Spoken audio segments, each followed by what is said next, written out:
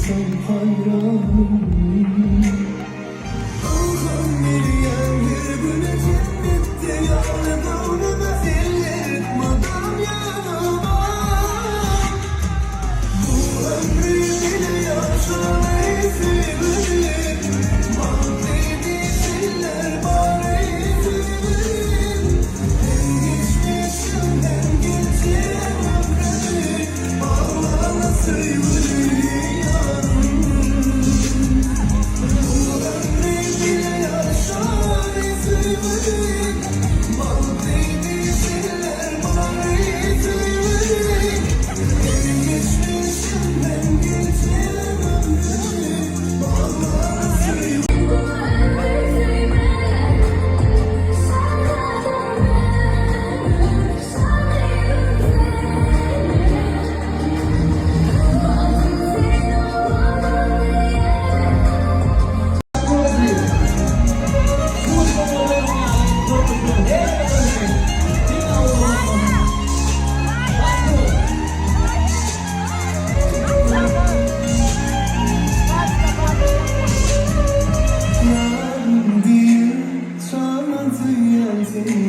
Mor ölümüm gelir eminim.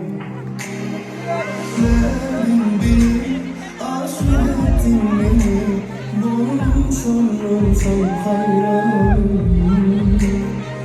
Allah'ım yürüyen her güne cennette yanı davranmaz severim. Mahvedi seller bari severim. En geçmişimden geçen ömrümü Allah'ına sayılır yarım.